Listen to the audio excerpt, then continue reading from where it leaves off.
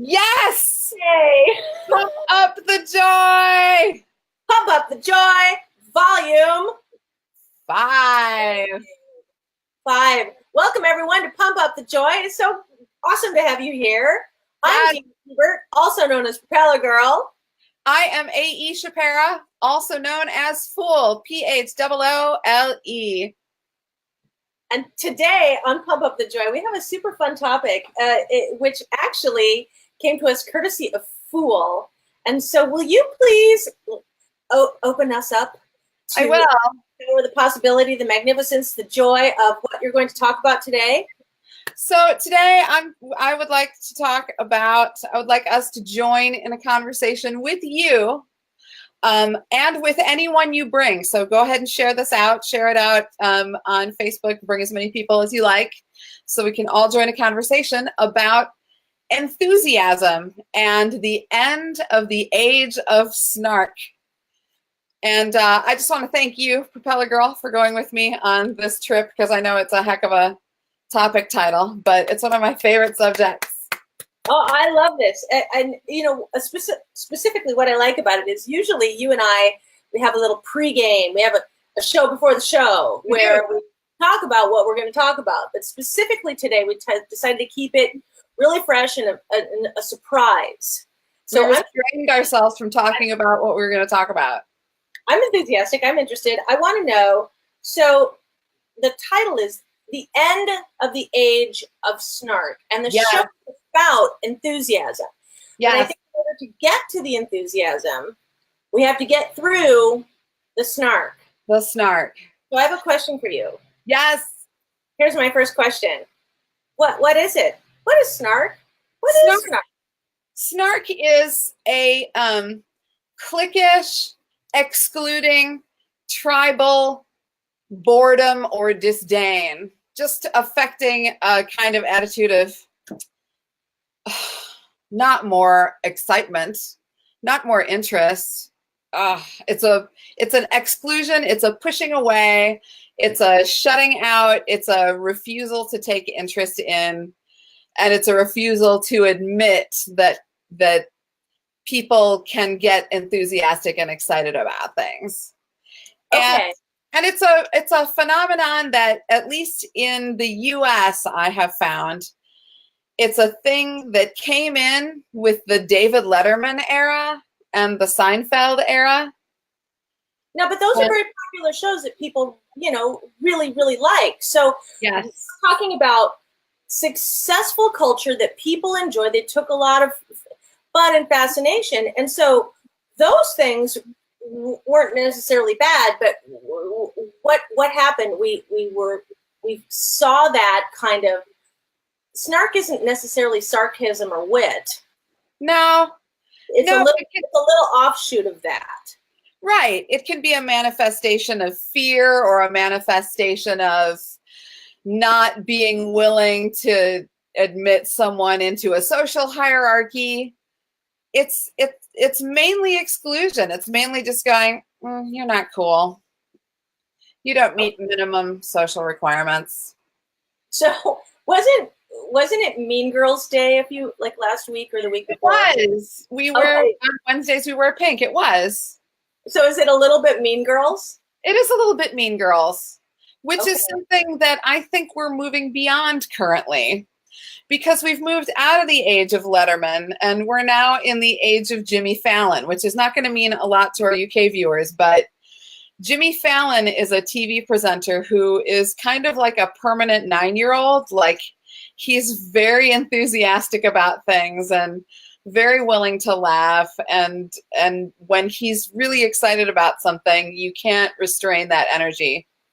So if I hear you correctly, what you're saying is, culturally, humans follow what's happening in the cultural events. It's true. That's politics, whether that's science, whether that's literature, whether that's entertainment, we tend to we have a little bit of a pack mentality. Yes. So from an entertainment perspective, this snark thing came out. Yes. And it was kind of, no thanks. It's where the eye roll might have come from. It's where the us, them, a lot of that power of the us, them might have come from. Exactly, which is something that's very powerful with people because we're so hierarchical. And a topic that I go on a lot about in my book, Make It Worth It, product placement, make it worth it, is the concept of Machiavelli and monkeys. And this will have to be for a completely other volume of Pump Up the Joy. And it's something I know I've talked about before, but humans are super hierarchical creatures in a very reptilian hindbrain kind of way, in a very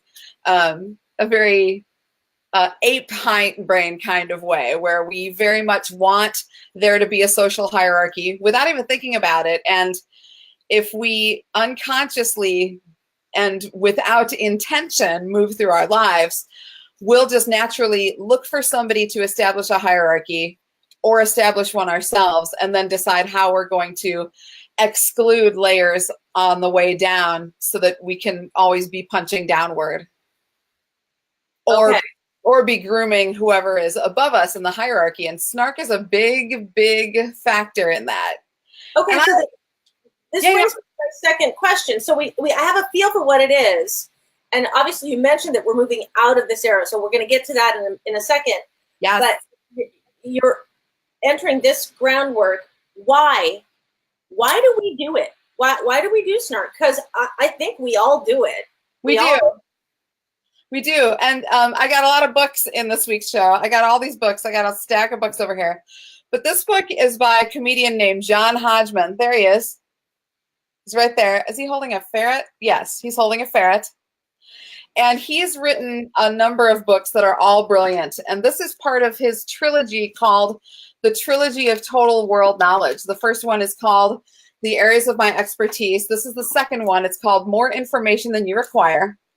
And the third one is called That Is All.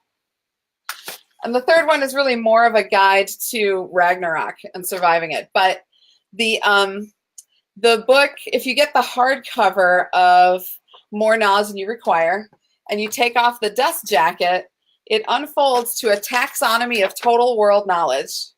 Wow. Okay. So I'm not going to go through most of it here. It's hilarious. It's so funny. And what I find most fascinating about it is when he breaks down humanity. He divides people into man before 1971 and man after 1971. I don't know why 1971, but there it is. Then man after 1971 is divided into geeks and jocks. And this is what Hodgman says, and I think about this every day.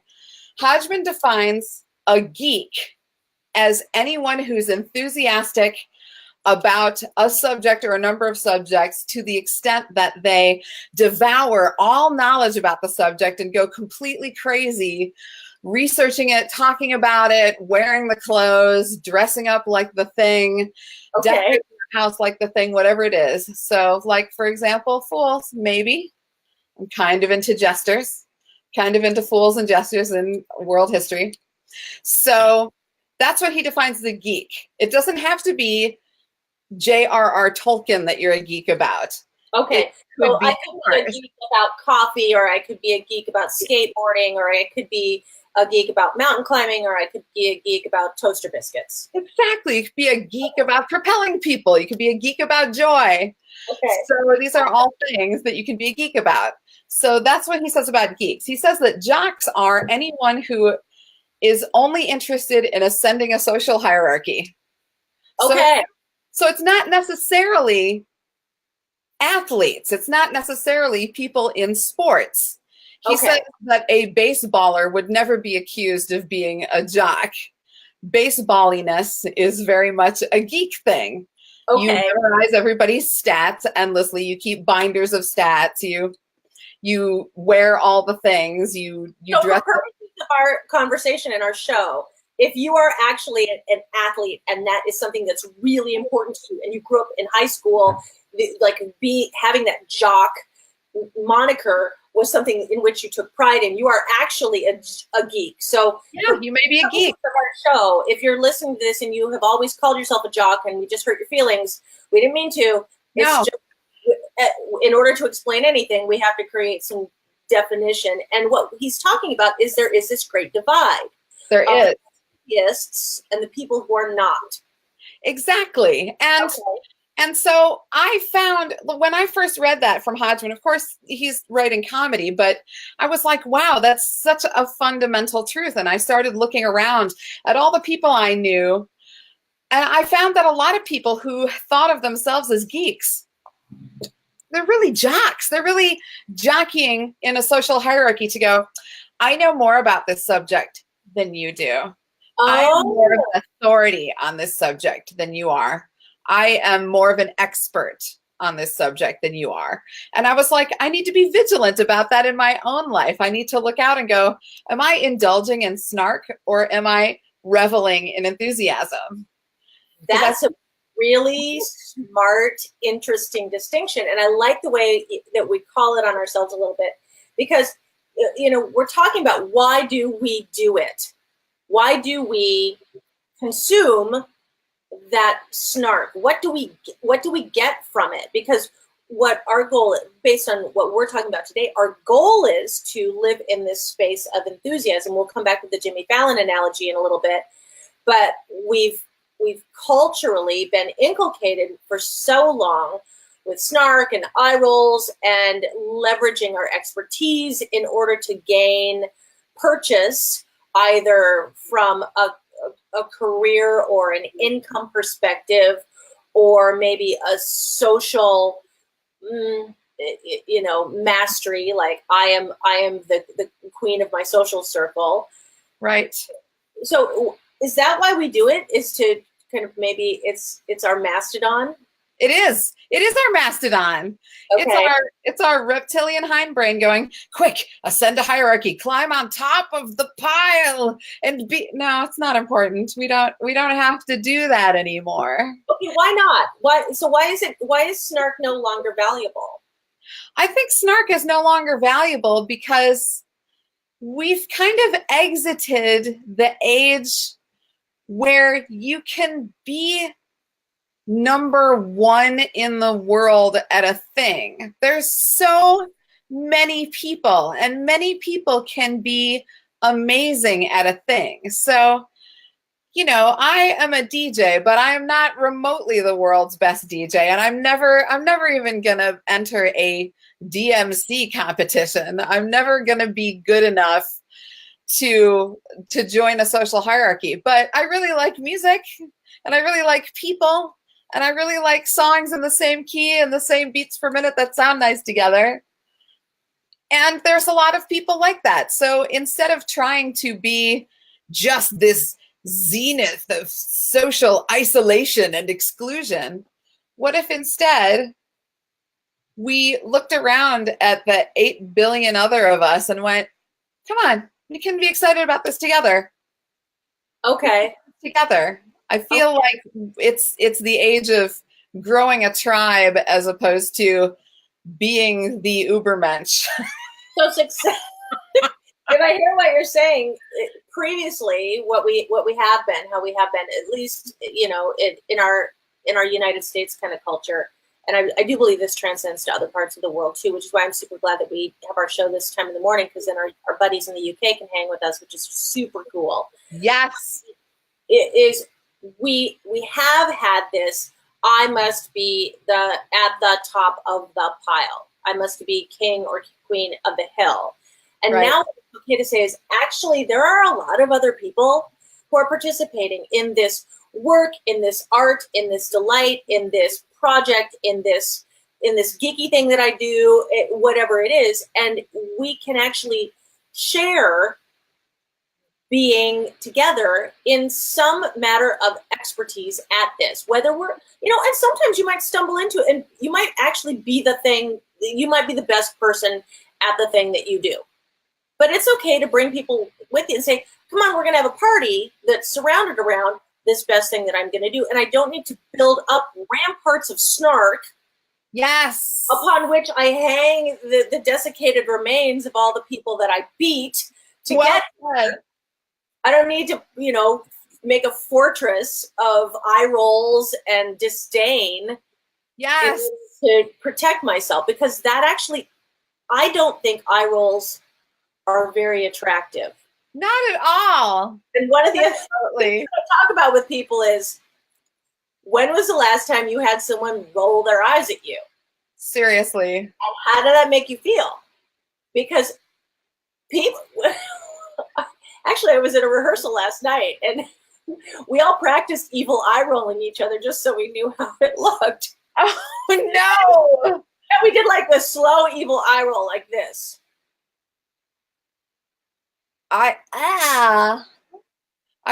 didn't have my heart armor in place for that. Remember, but it'll get you. Like, you get a slow evil eye roll. We practiced that so we know what it looks like if you're on the receiving end of that, so we could build up a little heart armor. Okay, so we talked about what is snark, kind of, where it came from culturally in the last 30 or 40 years, why we do it, first that social hierarchy, that kind of elitism thing, the fact that it's no longer actually valuable. It is.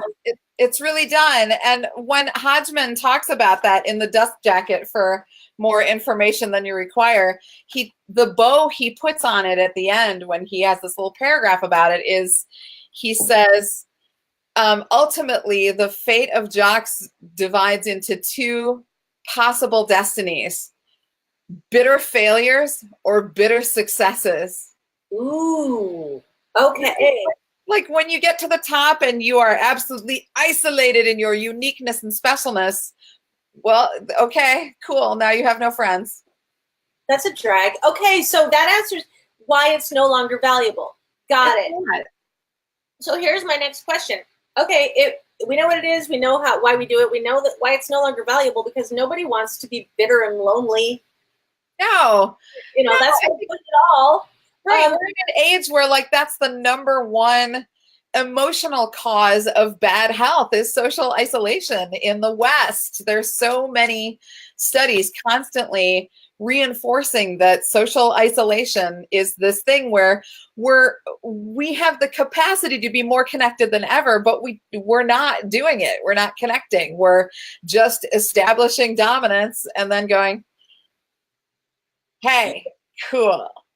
And then we're completely isolated from everyone and feeling absolutely miserable. So who cares if you have 20 bazillion Twitter followers if you are crying yourself to sleep every night? It's because you're isolated, because you're so successful, because you had your snark armor on.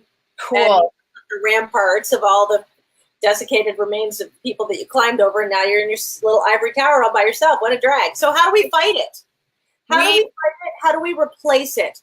So, and by fighting and replacing is also acknowledging that the first person that we're fighting and replacing the snark in is us. Yes. Yes. You can't go out and initially start, I will eradicate your snark. You got to get your own snark under control first. Exactly. And the way that we save ourselves and the entire world is enthusiasm, acknowledging that things make us happy, things make us engage, things excite us, subjects, in activities, even objects, anything, other people, whatever it is that really fires us up, whatever it is that pumps up our joy, we can give ourselves permission to not go, yeah, no, I just really like that, but I don't like it that much.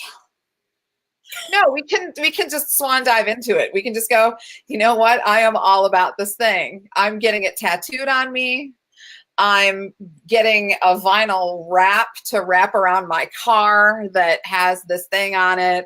I dress like it, whatever. We can embrace that enthusiasm. I think we are seeing more and more in culture, the bigger brands, the bigger corporations that are the biggest people in the world, realizing that people feel lonely and that people feel excluded. So they're finding ways to include people by making them the thing that they love, so that they can have it, so that they can dress it, so that they can be it.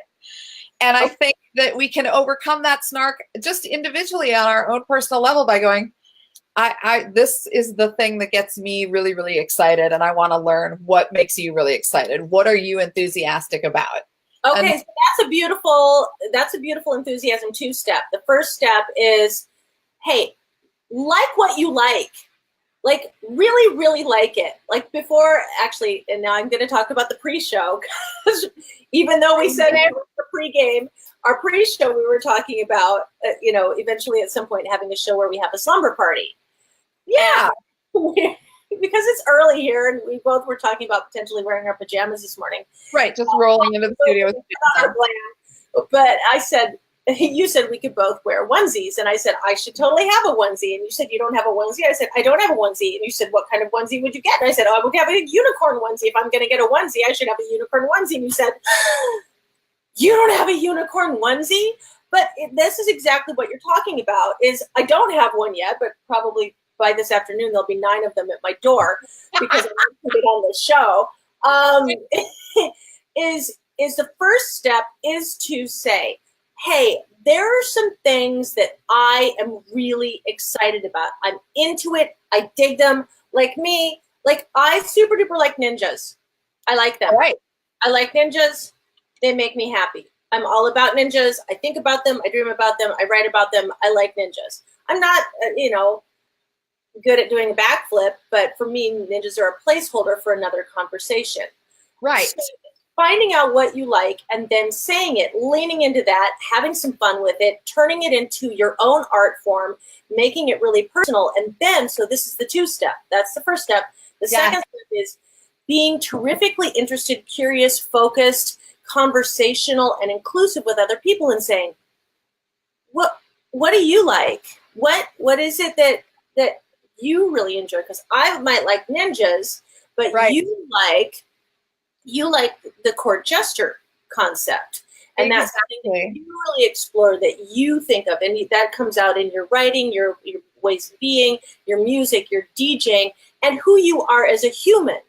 Because what we like, what lights our fire intellectually, socially, emotionally, our imagination, turns on that sense of wonder in us, is, I think that's a light that shines from our inside and changes the shape, not just of our heart and our brain, but changes our face. So it's easier for us to make a connection with another human. It absolutely does. It does. In a world where people really need to connect, if we can send out that signal, you have no idea whose lives you're going to change. You have no idea how lonely people are and how that signal might ping off of somebody who's like, I thought I was the only person.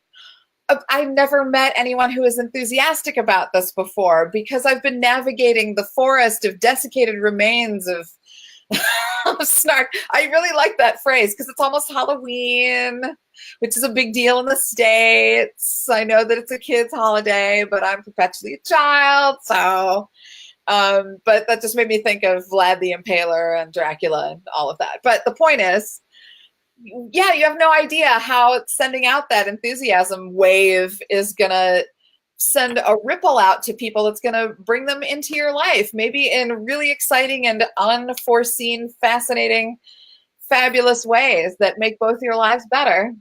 So one of the things that we try to do on the show, which now since we've had 5, we can call it the show. Yes. Is one of our goals is when people are hanging out with us, and I know we've got some people who are watching us right now. By the way, Marie, so much. We love you too. Thank you for hanging out. Marie wrote a note. Is our goal is to give people a walk away. Like, what? Yeah, I hear you. I'm listening. I'm participating in the conversation. I'm nodding my head. But what do I do? And so usually we give people like 3 or 4 what do I do's. But I have one right now that I think is really important. I'm going to tell on myself a little bit. Do it.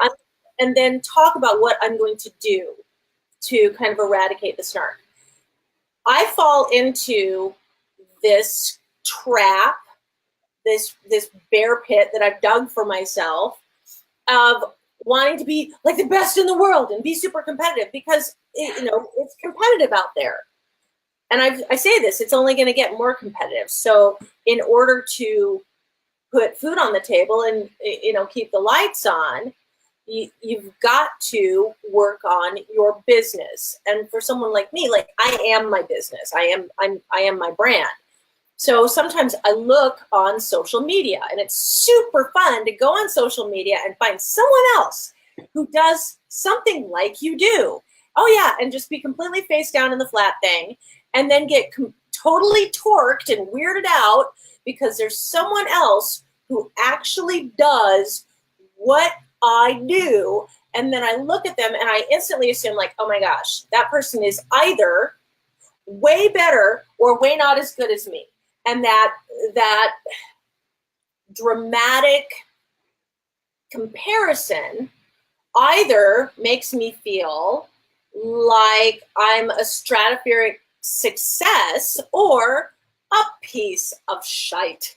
Exactly. And it's competition that we don't have to engage in. We can absolutely, we can give ourselves permission to step back from that competition and go, there's room for everyone. We can each have a tribe of millions of people, and those tribes can overlap with those other people who are doing the thing that we do. And I think, you know, I'll tell on myself too.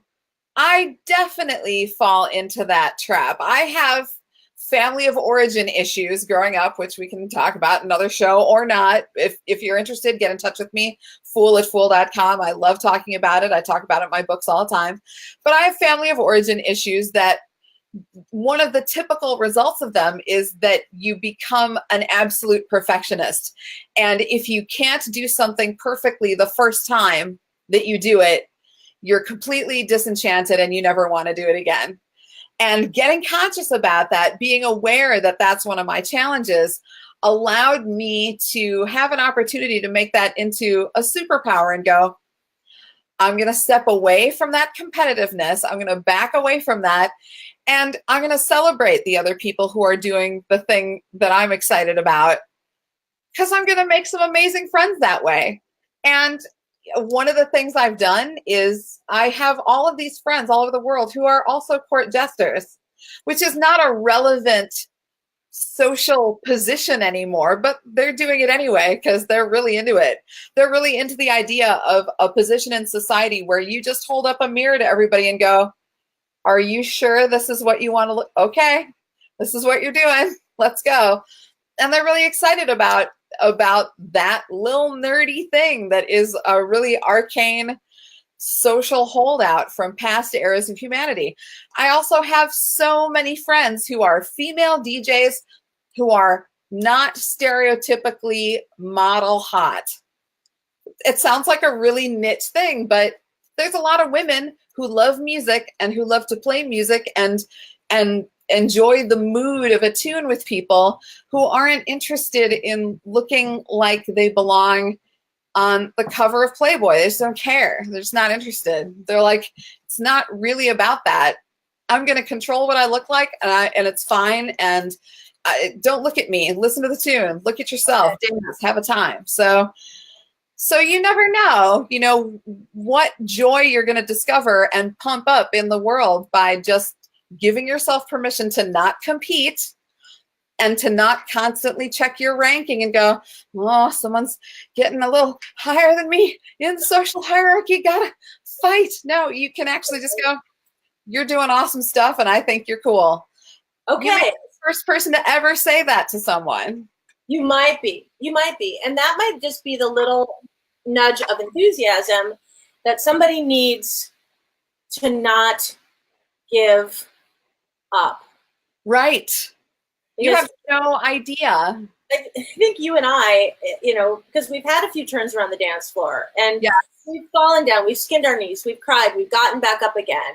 And at some point in our lives, we each had somebody who said, hey, little peanut, you actually have something to offer. So get up. Yes. Get up. And I think that if people here are looking to walk away with some, what do I do? But what do I do about the snark thing is, it's okay to tell on yourself and say, hey, here's where I'm either allowing it to stop me because it's overwhelming and I've read the comments and I shouldn't have because they hurt my feelings, or I'm doing it and I need to knock that off because I'm not making the world a better place.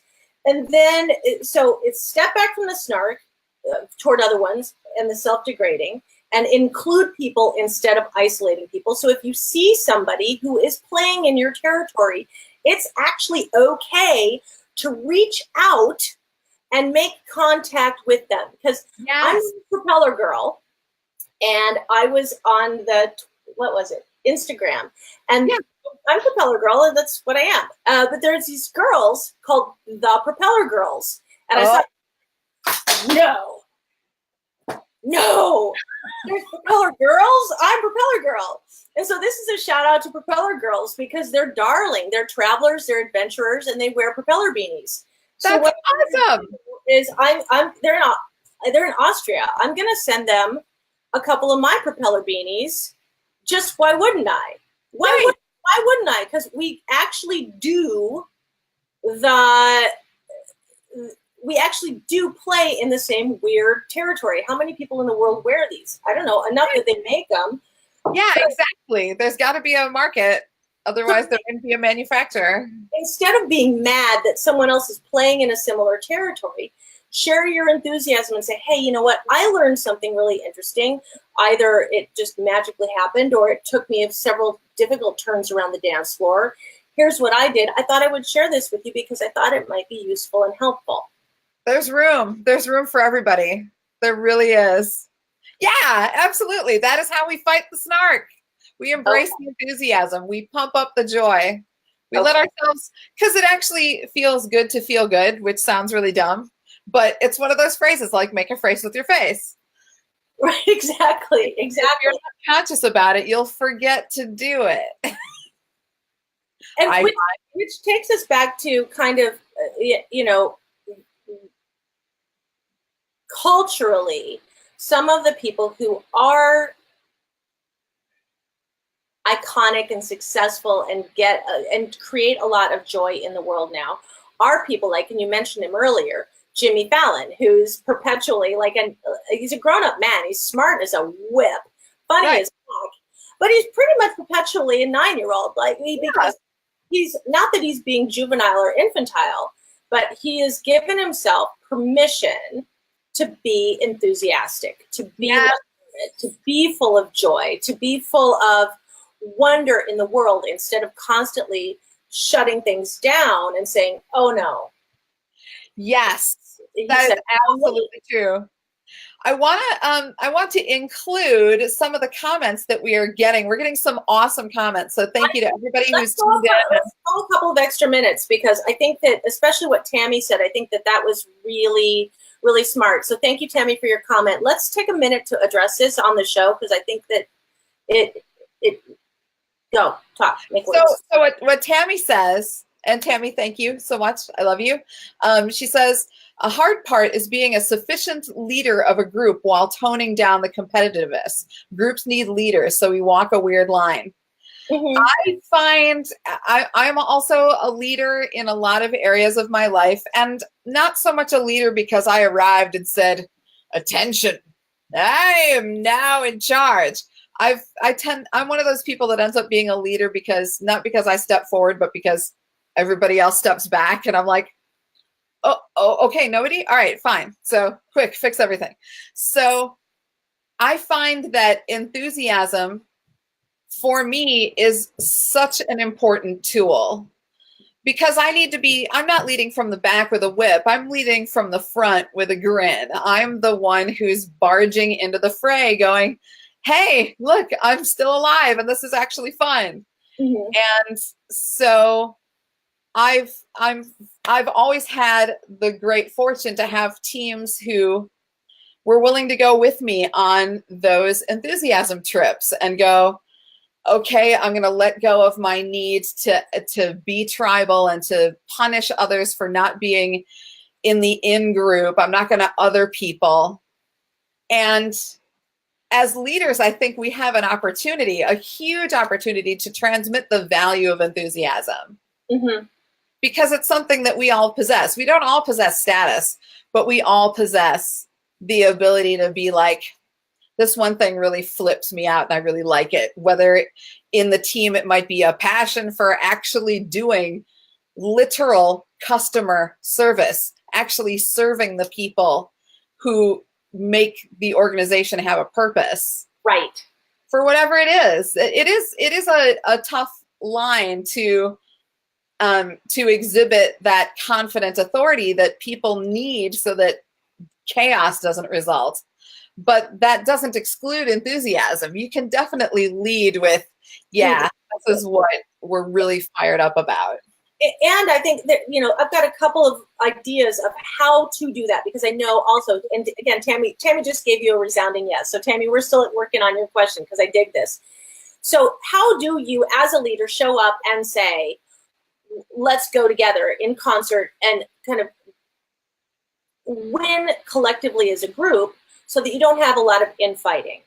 And there are a couple of ways to do that. Just show up initially, like you said, at the front and say, we're doing this, we're all doing this together, I'm rolling up my sleeves, I'm going to get in deep with you because I believe that, we can make this happen as a group. And like you say, one of the ways to do that is to include from the outset, invite, include, bring people in. And there's a question you can ask that will instantly include people. Super easy question, but we forget to ask it.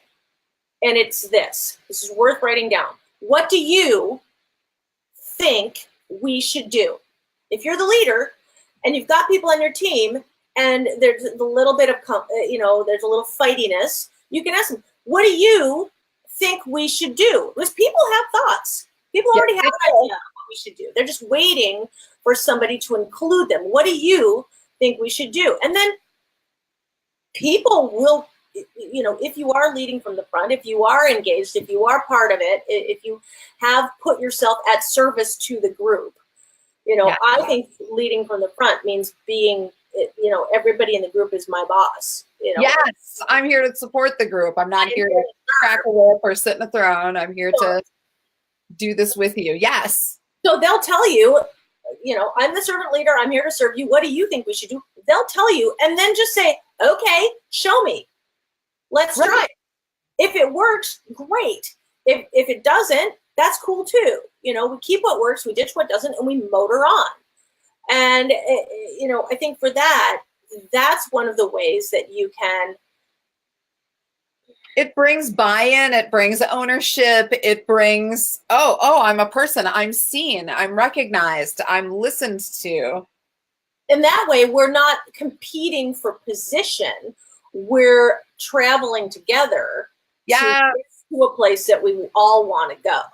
Exactly. Yeah, that jockeying. Yes. And then we can just be geeky winning. And I love how simple that question is, Deena, that it's such a simple question. What do you think we should do? It is, as Tammy further comments, she says, making what you're doing attainable. Yeah, chunk it down. Okay, we have this challenge right here, right now. Where do you think we should go with this? Mm-hmm. It's such a simple question. And I think it's a real mark of who's really leading from the front and who's really a servant leader, another term that I'm completely swiping from you, which is absolutely valuable. Because, if someone is only engaging in jockery, not the athletic jockery, but the social hierarchy jockery, right? They're never going to ask that question because they're solely interested in isolating themselves and separating themselves from the rest of the herd, so to speak. And so that kind of brings me to the last thing that I had on my list that I said was my surprise drop the mic kind of question for you. Is this, when we're looking at who suffers most from snark, I think as individuals, we do. Yes. Because one of the fastest and easiest ways for me to isolate myself, make myself alone, unsuccessful, scared, in the dark, not part of a community, is to lead with snark and disdain. Yes. In putting it in, if we're looking at, like we're talking about a business group, because I'm so glad Tammy brought that up. If we're talking about a team at work, and if I show up to work and I don't want to be part of the team, I I can opt out. It's really easy. All I need to do is be snarky. Yep. Every time somebody comes up with a great idea, I can shoot that down. Yeah. Every time someone shows a little bit of enthusiasm, I can evil eye roll. But I can take that to another level. I can snark against myself so hard. I can look at myself in the mirror in the morning and I can say no before I've even splashed water on my face. Seriously, it's so easy. It's so easy and it's so pervasive. And like G.I. Joe says, knowing is half the battle. So if we know that we have a propensity to aim that snark knife at our own hearts, can we do something conscious to disarm ourselves? Can we put a Post-it note on the mirror that says, 3 nice things? 3 nice things. Oh, so tell about the 3 nice things. Because I think this is so. If somebody wants to know, hey, Aunt Elizabeth, I have a bad habit. I wake up in the mirror, and before I even go and evil eye roll anybody else or shoot people's ideas down in a meeting or make fun of somebody and exclude them, the first thing I'm doing is I'm setting myself up for a long, tedious tour of snarkiness by looking at myself in the mirror and evil eye rolling myself and saying not nice things to me and saying, I can't do this. I don't want to be, I hate my job, or my hair is stupid, or why did I have to wake up this morning? I'm not good enough. If I am Aunt Elizabeth, if I'm ingesting a daily dose of snark before I even walk out the door, what can I do so that I don't do that? Because I'd like to stop doing it, but I don't know what to put in the place of the snark with which I am slathering myself. So what do I do? You derail the snark with the 3 nice things. And this developed as something when I was a theatrical director. Actors are very, very hard on themselves and very, very hard on each other. It's a brutal business where everyone has something nasty to say about everybody else. And there's popular catchphrases like, if you don't have anything nice to say, come sit next to me. It's a very snark driven industry, which doesn't serve it at all. It could benefit greatly from being a world of inclusion. But a soapbox saved for another day. The 3 nice things came about when I would hear people saying something negative about themselves, where they're like, "Oh, I can't play this game. I'm not good at improv. Oh, I'm not funny. I have one leg that's a millimeter shorter than the other. So I always walk in a circle." Like whatever it is, whatever people were down on themselves about, I'd be like, stop. Tell me 3 nice things about yourself.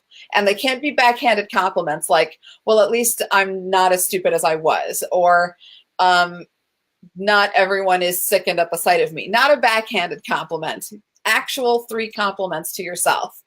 So if I were going to stop the snark this morning, I could say, I've published 2 books that people like, and it makes a difference in people's lives.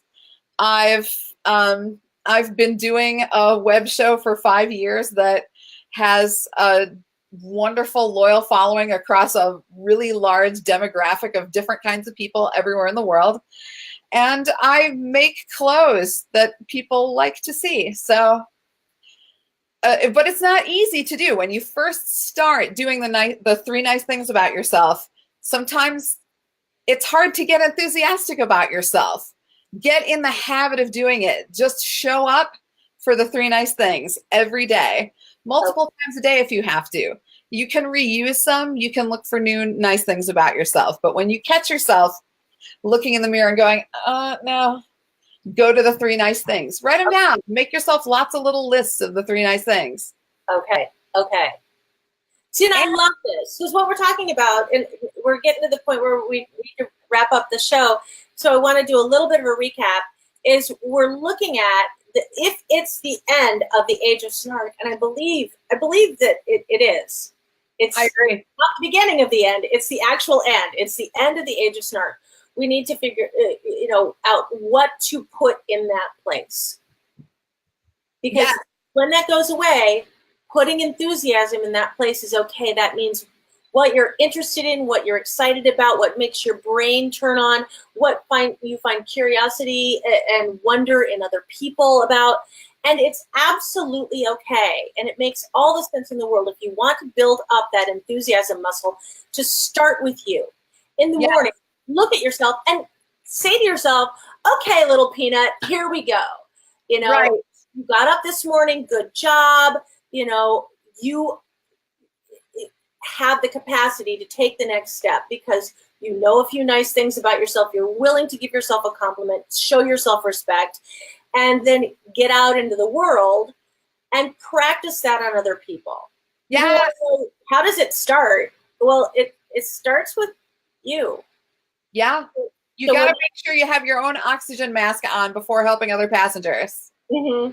Absolutely. And the 3 nice things can be your oxygen mask of, okay, I got some stuff going on that I'm really excited about. And other people have stuff going on that they're really excited about. And there's going to be overlap. And it's going to be okay. Yes, we can find others and build that enthusiasm all around the world. So here's my little notes, which I think are pretty good from our show. So just to recap for people who are watching the last minute to make sure what was I supposed to take away. These are your clip notes. So it's the end of the age of snark. We're going to replace snark with enthusiasm. How do we do it? Number 1, step back from the snark. Step away from the snark, whether that's alone, other people or self-degrading. Step number 2, include instead of isolate. Include instead of isolate. Step number 3, celebrate. Celebrate yourself and celebrate each other.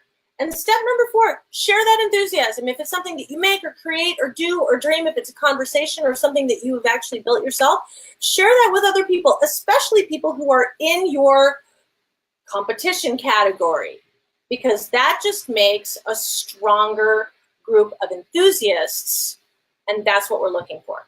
Absolutely. Yes.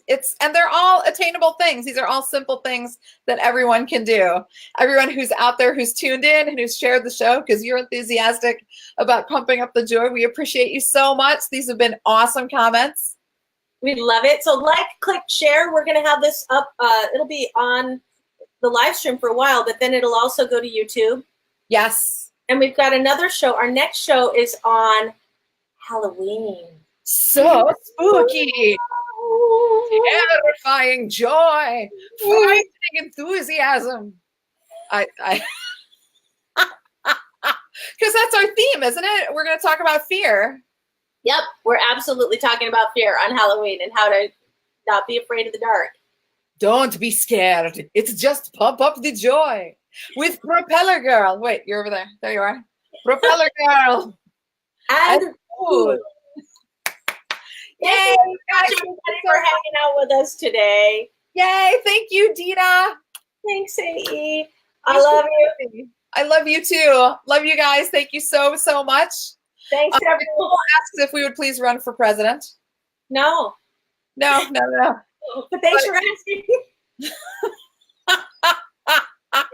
I'm a fool. I have no ambition. All right, so like, click, share. We love you guys. Thank you so much for showing up for the show or watching on the replay. We'll see you on Halloween. Eddie, you're awesome. Love you. Thanks. You pump up my joy. Everybody, see you later. All right. Thank you guys so much. Bye.